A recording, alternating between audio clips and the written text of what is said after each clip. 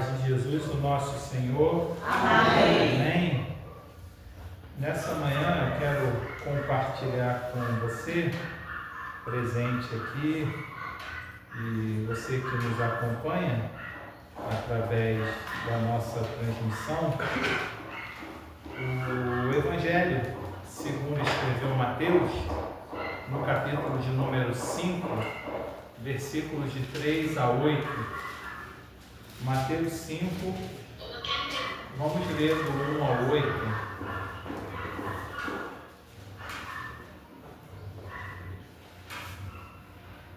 A boa vida na perspectiva de Jesus. Vendo as multidões, subiu ao monte e se assentou. Seus discípulos aproximaram-se dele e ele começou a ensiná-los, dizendo: Bem-aventurados os pobres em espírito, pois deles é o reino dos céus. Bem-aventurados os que choram, pois serão consolados. Bem-aventurados os humildes, pois eles receberão a terra por herança. Bem-aventurados os que têm fome e sede de justiça, pois serão satisfeitos. Bem-aventurados os misericordiosos, pois obterão misericórdia do Senhor. Bem-aventurados os puros de coração, pois verão a Deus. Amém? Pai, mais uma vez nós te louvamos por estarmos juntos aqui nessa manhã. Obrigado, Senhor, pelo culto que podemos te entregar, ó Deus, nessa manhã. Obrigado pela semana que passou, por esse novo mês que iniciamos na última semana. Obrigado, Deus, porque já estamos chegando na metade do ano e até aqui o Senhor cuidou de nós, nos guardou, nos protegeu e nos abençoou. E cremos, ó Deus, que o Senhor continuará conosco e pedimos que assim seja, no nome de Jesus, o nosso Senhor. Amém. Amém. A boa vida na perspectiva de Jesus. O Sermão da Montanha, no capítulo 5 de Mateus, ali nesse capítulo 5 inicia-se a maior coleção de ensinamentos de Jesus, onde ele demonstra sobre, apresenta aos seus ouvintes, aos seus interlocutores, o reino dos céus. E diz como o reino dos céus, ele agora desceu sobre a terra. Essa coleção está dividida numa introdução que vai do capítulo 5, do verso 3 até o versículo 16. O corpo principal desses ensinamentos, que vai de 5:17 até o 7:12, e a conclusão, que vai do 7:13 até o 7:27. Essa introdução, Jesus ele vai falar sobre a identidade dos seus seguidores. Aqui nesse início, nos primeiros versículos aí do capítulo 5, do 3 até o 16, Jesus está falando sobre a identidade dos seus seguidores.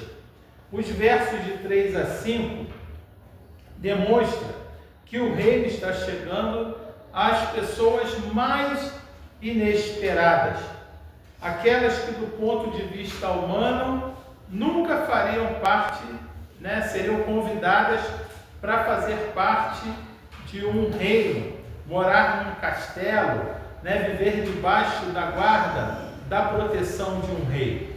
Porque isso era só para os nobres, isso era para aqueles que eram herdeiros, digamos assim, ou então que eram pessoas que tinham conseguido os seus títulos através da sua riqueza, através do seu dinheiro. E Jesus está dizendo que o reino dele é um reino de ponta cabeça, é um reino diferente. E os versículos de 3 a 5 mostram que ele está chegando para aqueles que a gente jamais imaginaria que pudessem, na perspectiva do homem, fazer parte de algum reino. Então, ele começa falando, né, sobre as bem-aventuranças, ou seja, a boa vida ensinada por Jesus aos seus discípulos. Nós já falamos aqui, em outro momento, né, que a expressão usada por Jesus, né, significa feliz, digno de inveja. Lembra que eu falei disso aqui há algum tempo atrás? Né? É aquela pessoa que a gente olha para a vida dela e pensa assim, olha lá, né, aquela pessoa, a vida boa que ela está vivendo. E é um desejo, assim, é um sentimento de inveja, né? A ideia é de alguém que nós invejamos no sentido de desejarmos vivermos uma vida boa como aquela pessoa vive. E é isso que Jesus está querendo mostrar para os seus discípulos e mostrar para nós, que nós devemos viver uma vida que as pessoas olhem e sintam o desejo de experimentar essa mesma vida que nós vivemos por causa do Senhor Jesus. No original Macários, né, benditos, é alguém que está recebendo uma bendição, ou seja, está recebendo o favor e a abundância de Deus. Por isso, né, que nós dizemos, olha lá aquela pessoa e veja como a vida que ela está vivendo é uma vida boa, porque é uma vida que é abençoada, é uma vida que é bendita pelo o Senhor, o próprio Deus. Então, a tradução desse versículo seria, né, que boa vida têm os pobres de espírito. O que significa, então, ser pobre de espírito, pastor? Na Bíblia, o espírito de uma pessoa significa a sua vida interna. Ser pobre de espírito seria alguém sem energia e poder, alguém abatido ou desanimado. Mas também pode significar uma pessoa sem poder exterior, né? As pessoas que vivem à margem da sociedade. Não ter poder não parece uma vida boa, né? Ainda mais no mundo que a gente vive, né? Um mundo em que as pessoas todas estão buscando o quê? Crescer, serem reconhecidas. Nesse tempo, né, de redes sociais, né, ter mais likes e mais seguidores, é o que todos estão buscando. Ficarem famosos, né? Alguém aí que está numa expressão nova, né? Está no hype, né? Que está aí sendo vista, né? Sendo notada por todos. Mas Jesus, né? Ele está demonstrando essa surpresa no seu ensino. Que feliz é aquele que é pobre, sem poder, o pobre de espírito, aquele que em si mesmo, por causa de si mesmo, não tem forças, não tem capacidade de conseguir grandes feitos. Então, o reino de Deus está chegando para aqueles que são rejeitados pelo mundo, mas são amados por Deus. O reino de Deus está chegando para aqueles que são rejeitados pelo mundo, mas que são completamente amados por Deus. O reino de Deus é a verdade, é a realidade celestial, onde tudo é feito segundo a vontade de Deus. Né? Dizer que nós fazemos parte do reino de Deus é dizer que nós vivemos a nossa vida debaixo da vontade e do controle de Deus.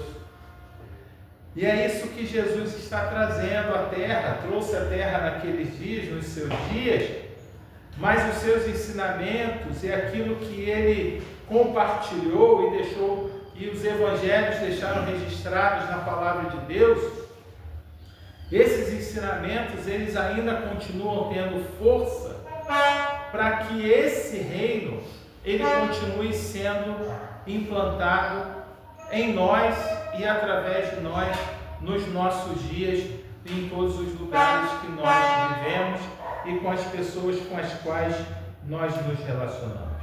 Jesus começa com os pobres e com aqueles que não têm poder. São estes, né? Estes são os que o Senhor está convidando para possuírem o reino de Deus. Normalmente, os reinos, eles eram conquistados e ainda são conquistados na base o quê? Da força, da guerra, ou eles são herdados, né, pelos nobres, pelos descendentes da linhagem real. A gente for parar para pensar as guerras que acontecem aí no mundo, né, o conflito lá da Rússia com a Ucrânia, né, a Rússia queria lá pegar uma parte do país lá da Ucrânia que era importante para a defesa do seu próprio Estado, porque politicamente, se eu não me engano, politicamente, geograficamente, aquele lugar ali era estratégico, porque a Ucrânia estava querendo fazer parte, né, de um conselho de países dominado pelos Estados Unidos principalmente, e se eles conseguem aquela parte ali da Ucrânia, eles conseguiriam facilmente instalar uma base militar ali e a qualquer momento poderiam invadir a Rússia. Então a Rússia, pensando nisso, declarou guerra à Ucrânia para poder tomar aquele terreno e se proteger. Os Estados Unidos entram na Venezuela, sequestra o presidente por causa do petróleo, por causa da riqueza. Então, os reinos, ainda nos nossos dias, nos dias de Jesus e antes de Jesus, desde que o mundo é mundo, os reinos são conquistados na base da força, da violência, da guerra. E Jesus está dizendo que o reino dele é diferente. A lógica é outra. A lógica é daqueles que desejam viver as suas vidas debaixo da graça, da proteção e dos ensinamentos do Senhor. Eu não li, mas, por exemplo, o verso de número 9 vai dizer que bem-aventurados são os pacificadores, porque eles serão chamados filhos de Deus. O reino de Deus é contracultural. O reino de Deus, ele vai contra a lógica presente ainda nos nossos dias e no nosso tempo, da lógica da violência, da dominação, da força, do poder. Então Jesus, ele chama, né, aqueles que são os menosprezados, os que não têm poder, para serem parte do seu reino. A lógica dele é totalmente diferente. Esse reino, além disso, esse reino ele não pode ser perdido. É um reino que a gente não perde, porque os reinos eles podem crescer e se expandir e dominar por muitos anos, mas um dia eles vão cair. Se a gente parar aqui só para lembrar da história bíblica, por exemplo, né, lembramos aí que o Egito já foi uma grande nação, mas os faraós caíram. A gente lembra aí da Síria, da Babilônia, da Grécia, da Roma, e todos esses reinos que estão registrados na história da Bíblia, todos eles passaram. Daniel fala sobre isso, ele fala que os reinos do mundo eles passarão, mas o reino do Senhor é um reino eterno. Então esse reino, o reino de Deus, esse domínio de Deus, esse controle de Deus, essa vontade de Deus na nossa vida, é algo que a gente não perde. Então, os pobres, os marginalizados, os fragilizados, eles de forma alguma são ameaçados a perderem o seu lugar, a perderem a sua posição, por não terem condições, poder humano para se manter nesse lugar. Porque quem dá o poder é o próprio Deus.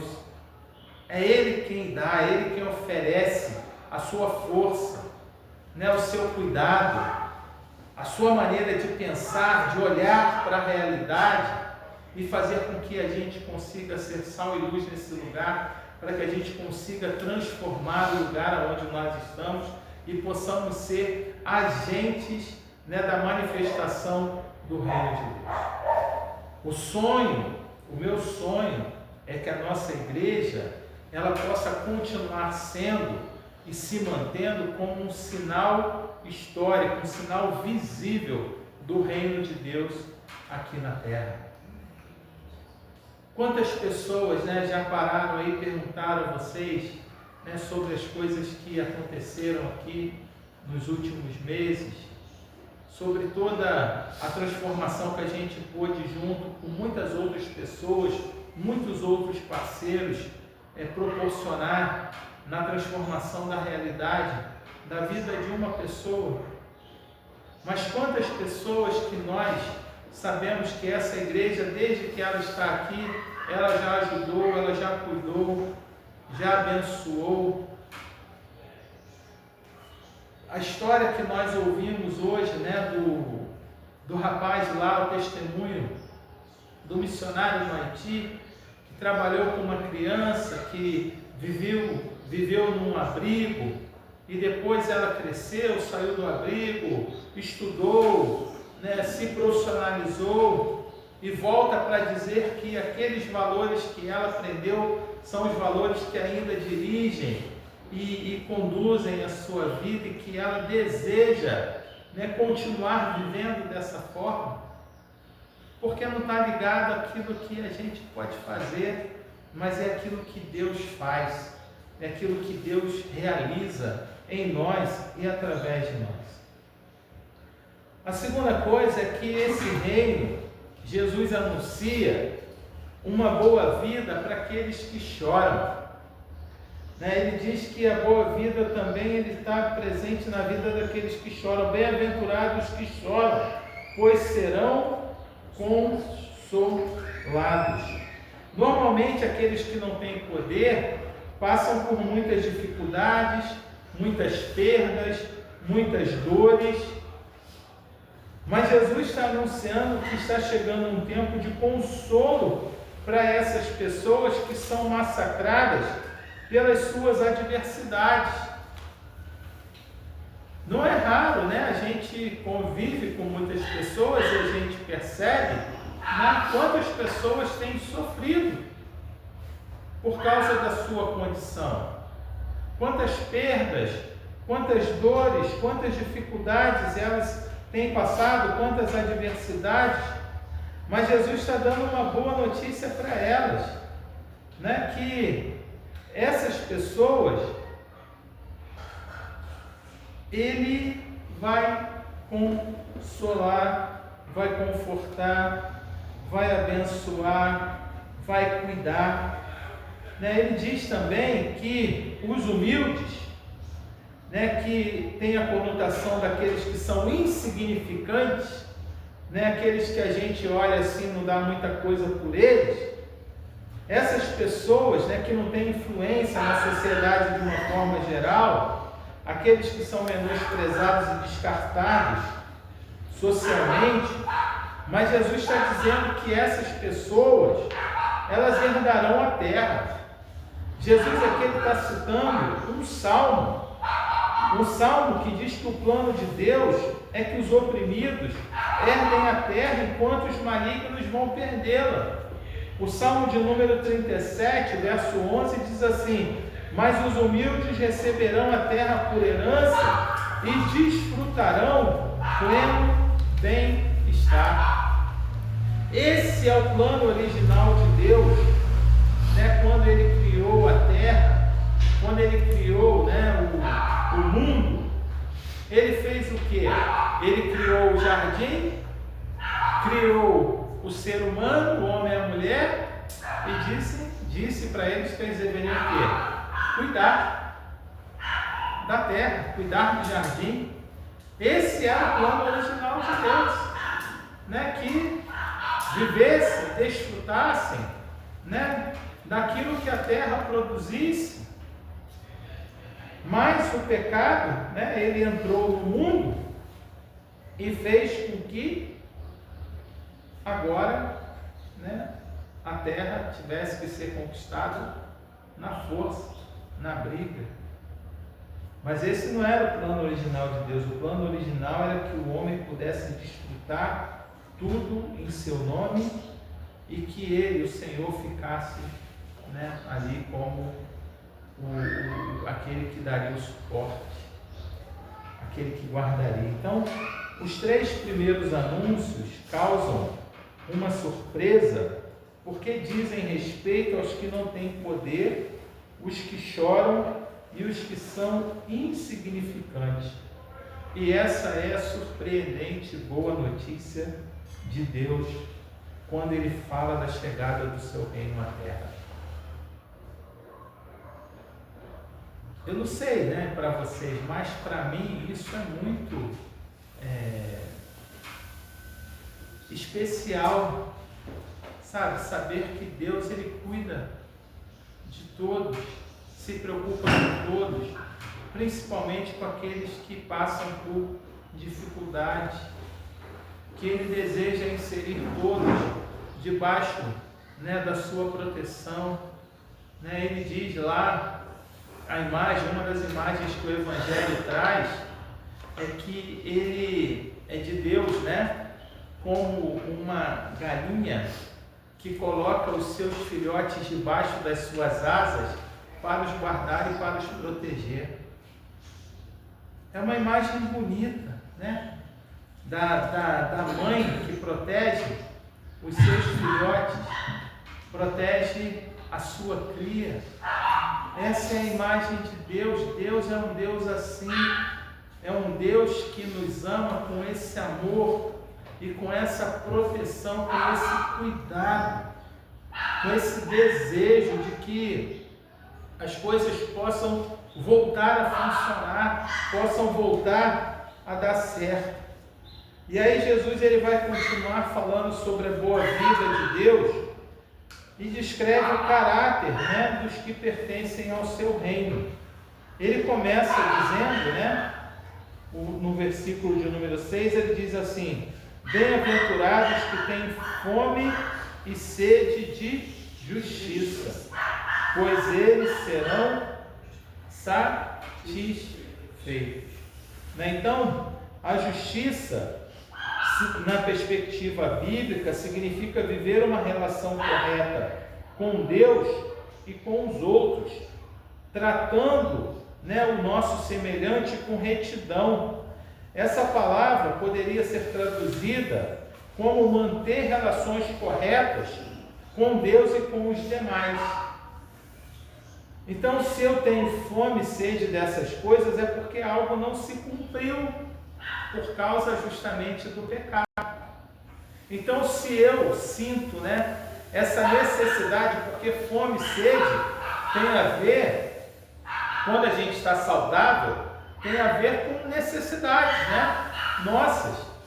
Às vezes a gente come demais, né, não é porque a gente está com fome, é porque a gente está com ansiedade, né, está com uma compulsão. Mas normalmente, né, o corpo, ele gasta energia e precisa do alimento para poder produzir mais energia. A água, né, ela é fundamental, o líquido, para que possamos nos manter hidratados, porque a maior parte do nosso corpo, ele é água, ele é líquido, né? Então, se eu tenho fome e sede de justiça, é porque na nossa origem, no nosso DNA, né, naquilo que Deus implantou na gente, é necessário que essas coisas elas possam acontecer, porque algo está errado. Então, isso faz com que os participantes do reino, eles se sintam insatisfeitos com essa desordem, com essa falta de justiça, com essa falta de boas relações, de relações corretas, e eles desejam que todas as relações sejam restauradas, não apenas as suas, mas as dos outros também. Hoje de manhã tivemos aqui o pedido de oração da irmã Fernanda, falando sobre isso, né? Falando sobre a necessidade de uma intervenção para que uma questão familiar, né, da sua sobrinha com a sua irmã possa ser resolvida. Por quê? Porque a gente não se sente feliz vendo uma situação dessa. A gente não se sente bem. A gente não se sente bem quando a gente ouve brigas né? Não que não seja na nossa casa, mas, né, na nossa vizinhança, né? As famílias brigando, discutindo, né? Hoje, infelizmente, né? Até se agredindo fisicamente também, às vezes acontece, e essas coisas geram um mal-estar dentro de nós, e a gente não se sente feliz. E a gente vai e ora a Deus e clama a Deus para que isso possa ser mudado. A gente tenta se aproximar para poder ajudar, intervir, fazer alguma intervenção para que essa realidade ela seja transformada. E Deus está dizendo que quando, né, nós nos sentimos assim, quando temos fome e sede de justiça, nós somos satisfeitos. Nós melhoramos as nossas relações e intervimos para que as relações dos outros também possam ser transformadas, para que haja o quê?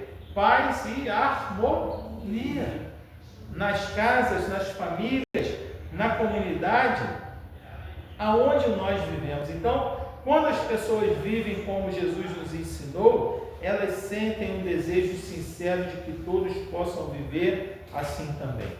Mas isso só é possível através do anúncio do Evangelho, dos ensinos de Jesus sobre o reino de Deus. E aí ele vai dizer que boa vida tem os que demonstram misericórdia. Aqui é um passo a mais, né? Está aí no verso de número 7, bem-aventurados os misericordiosos. Aqui é um passo a mais do que apenas fazer o que é correto e justo, mas é uma generosidade, uma amabilidade extravagante, maior do que é pedido em uma situação, pois a misericórdia é o perdão e aceitação daqueles que não merecem. Alguém que, por exemplo, poderíamos deixar de nos relacionar por ter feito algo ruim conosco, mas a semelhança de Deus que nos perdoa os nossos erros, também perdoamos os outros que nos ferem e que nos machucam. E quem age dessa maneira também recebe a misericórdia de Deus e a dos outros. Tem um texto no Evangelho de Mateus mesmo, lá no capítulo 18, do verso 21 a 35, que ilustra bem essa história. É aquele texto do servo incompassivo, né, que é a história que um rei, depois você pode ler na sua casa, tá bom? 18, de 21 a 35. É a história de um rei que vai prestar contas com os seus servos. E aí ele chama um servo que devia a ele 10.000 talentos de prata. 10.000 talentos de prata era algo em torno de 350 mil quilos de prata. O cara estava devendo, né? Jesus está contando uma história, é uma parábola. Estava devendo uma fortuna, algo que assim, era muito difícil de ser pago. E aí ele chama esse servo, o servo diz, o rei diz, cadê aí a prata que você me deve? E aí ele vai, gagueja, fala, eu vou te prender, manda pegar ele, a família, os filhos e prender. E aí o servo vai e implora, tem compaixão de mim, tem paciência comigo que eu vou te pagar. E aí o rei então vai e solta aquele servo. Esse servo que foi perdoado essa fortuna, encontra com outro que estava devendo a ele uma merreca, 100 dias de trabalho, 100 denários. E quando ele encontra esse que devia uma merreca para ele, ele vai e cobra a dívida. E aí ele vai, esse servo, né, que está devendo, faz a mesma coisa e pede clemência, tem paciência comigo que eu vou te pagar, mas ele não, ele manda prender todo mundo, joga na prisão, pega os bens e vende.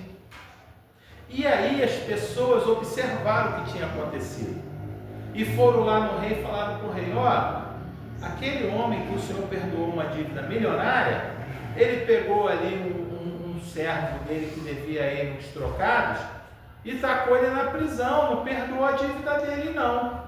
O rei fica furioso, traz ele de volta e fala assim, Eu te perdoei uma dívida impagável. E você, prendeu o seu irmão que devia um pouquinho de dinheiro a você. E Jesus está contando essa história para mostrar, como que é o perdão de Deus. O perdão de Deus na nossa vida, nós devíamos ao Senhor uma coisa impagável, o nosso pecado. A gente não tinha condição de pagar. E Deus fez o quê? Foi lá e cancelou a nossa dívida através do sacrifício de Jesus, o nosso Senhor. E Ele diz para nós que agora que nós tivemos a nossa dívida que era impagável, zerada, nós devemos perdoar aqueles que nos devem qualquer coisa. Devemos amar, devemos cuidar, devemos passar por cima das ofensas, das injúrias, das perseguições que às vezes nós sofremos, que às vezes nós passamos. O texto vai terminar dizendo, assim também lhes fará meu Pai Celestial, se cada um de vocês não perdoar de coração o seu irmão. Devemos agir da mesma forma como o Senhor agiu conosco. A misericórdia é diferente da graça. A graça é receber aquilo que a gente não merecia. A gente recebe um presente que a gente não merece. É a criança que foi mal na escola, fez bagunça, foi desobediente, mas o pai vai dar um voto de confiança à mãe e presenteia, mesmo sem merecer. Isso é a graça. Deus nos salvou da ira dele por causa do nosso pecado, por amor. A salvação que nós recebemos é um presente, é um dom dado por Deus. A misericórdia não. A misericórdia é a gente não imputar sobre alguém aquilo que ela merece. Fez algo errado, e por causa do errado que fez, a gente vai e perdoa. A gente vai e passa a borracha por cima. A gente não cobra, a gente não leva em consideração. E aí o Senhor vai prosseguir dizendo que a boa vida também tem aqueles que possuem um coração puro. Ele aqui está citando novamente um salmo, salmo de número 24, os versículos 4 e 5.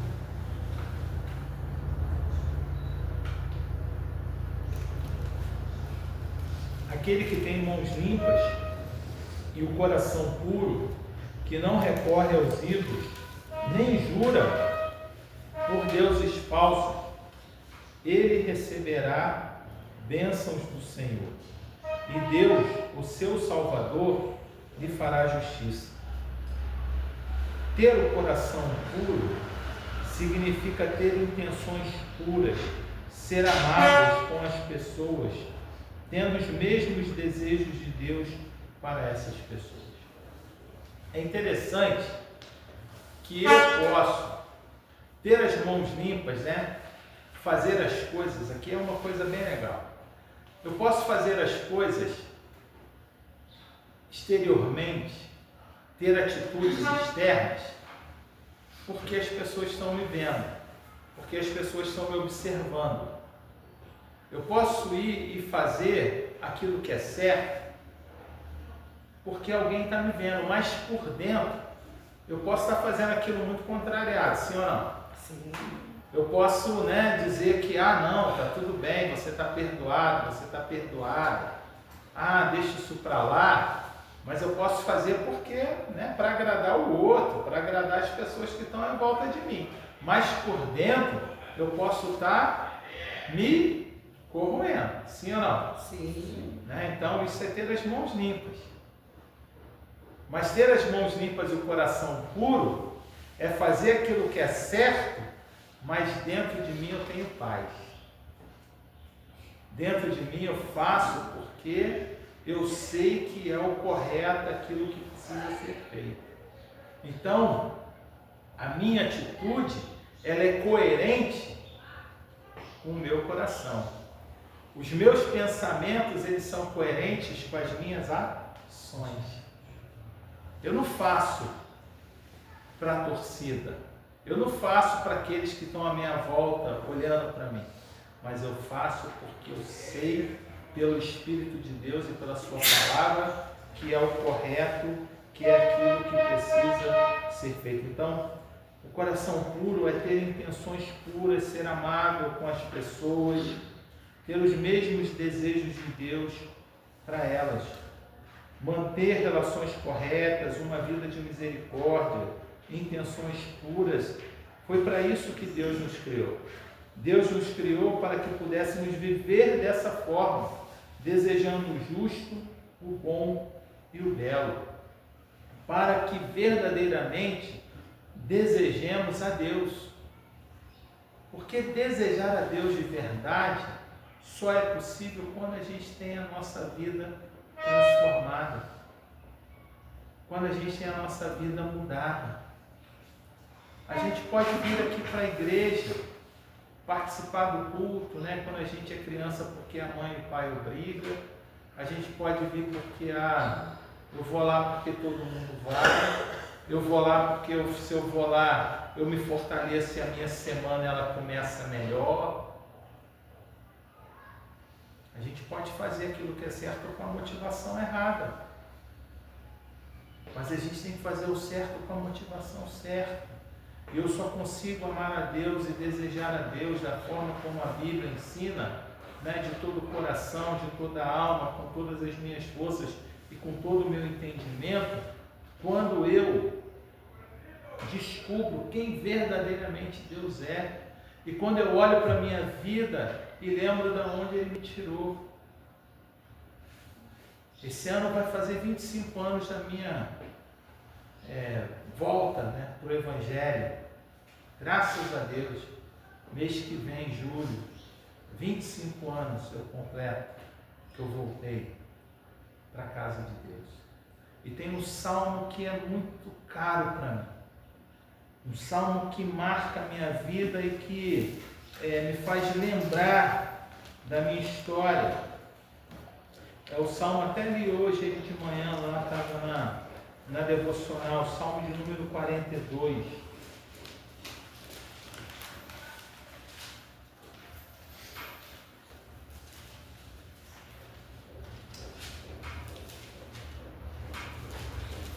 Não, desculpa, o Salmo 40, os versículos 1 e 2, 1, 2 e 3.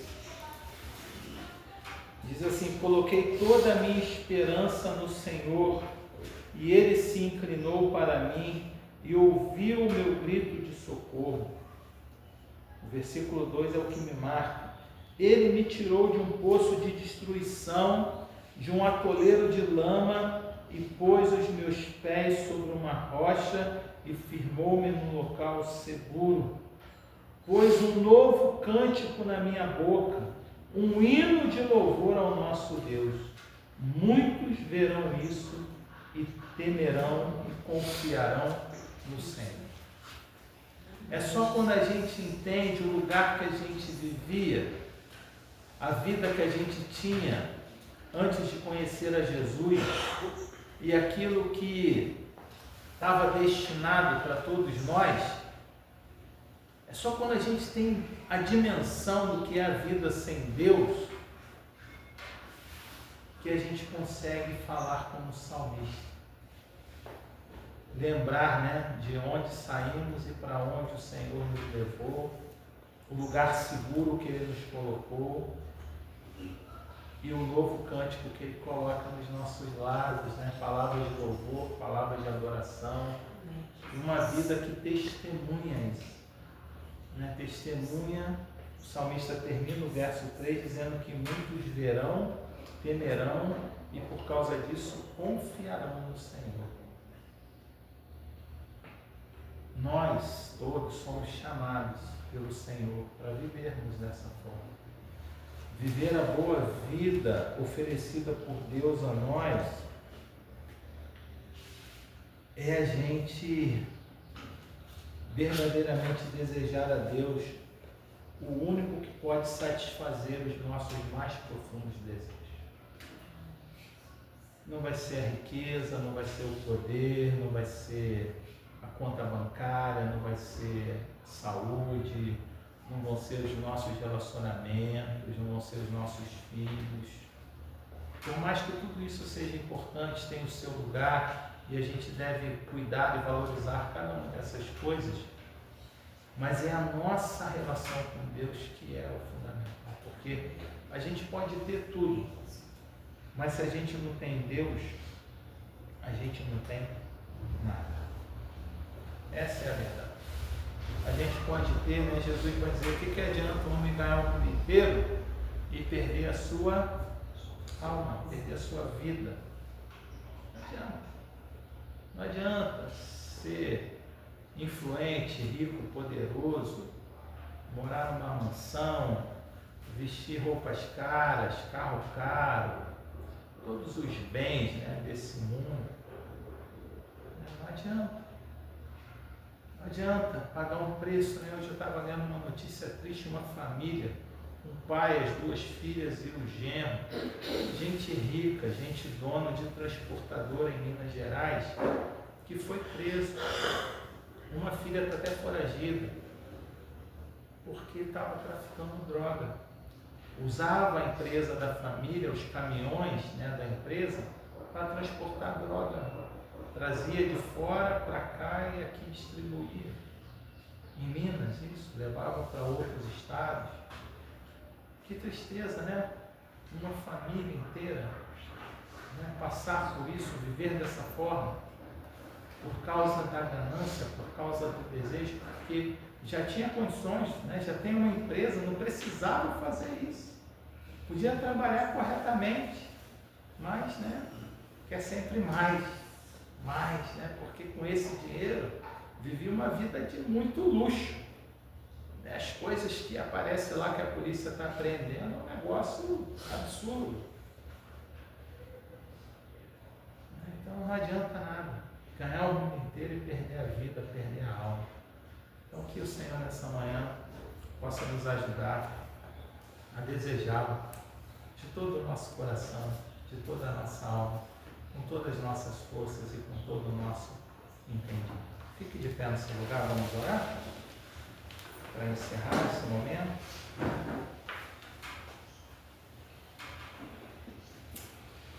Senhor, nosso Deus e nosso Pai, muito obrigado, Senhor, por esse dia. Obrigado, Deus, pela manhã que o Senhor nos concedeu.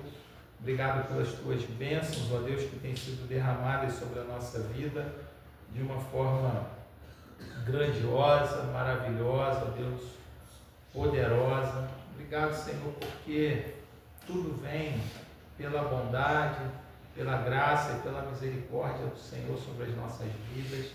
Nós não somos merecedores de nada, Senhor, mas tudo que temos, tudo que somos e tudo aquilo que viermos a ser, Deus, provém de Ti. Muito obrigado, Senhor. Obrigado porque a boa vida ensinada pelo Senhor, ela é muito diferente dessa vida pregada e ensinada pelo mundo. Obrigado porque o Teu reino é o reino que vem para colocar as coisas no lugar, para fazer com que as diferenças elas possam acabar, possam diminuir, para que todos possam ter condições, ó Deus, de viverem com dignidade, viverem relações, ó Deus, restauradas com o Senhor e com aqueles que estão à nossa volta, e assim, ó Deus, testemunhando do Teu amor e fazendo com que as vidas ao nosso redor também sejam alcançadas, sejam tocadas, sejam manifestadas, ó Deus, pelo Teu amor. Obrigado, Senhor, por podermos fazer parte do Teu reino. Obrigado porque um dia o Senhor nos chamou e nós ouvimos a Tua voz, aceitamos o Teu convite e fazemos parte disso, Senhor. Ajuda-nos para que nós vivamos, ó Deus, isso de uma maneira intencional, de uma maneira, ó Deus, pura, verdadeira, ó Deus, que os nossos pensamentos, as nossas falas, elas sejam coerentes, ó Deus, com as nossas ações. que nós não venhamos a amar só de boca, mas amemos a Deus de boca e de verdade, ó Deus, com toda a intensidade do nosso ser, porque a Tua palavra diz que devemos amar primeiro ao Senhor e depois aos nossos irmãos. Fica conosco, ó Deus, nesse dia, abençoa as nossas casas, as nossas famílias, a família de cada um de nós aqui, cada família aqui representada, seja alvo, ó Deus, da bondade, do amor e da misericórdia, da fidelidade do Senhor nessa manhã. E que a graça maravilhosa de Jesus, o nosso Senhor, o amor de Deus, o nosso Pai, e que as ricas e eternas consolações do Espírito Santo do Senhor continuem sendo derramadas de forma abundante sobre a igreja do Senhor que se reúne aqui nesse lugar e sobre a igreja do Senhor que se encontra espalhada por toda a terra. Deus abençoe, bom domingo, até a noite para aqueles e aquelas que puderem voltar e até quarta-feira para quem não puder estar aqui. Lembrando que a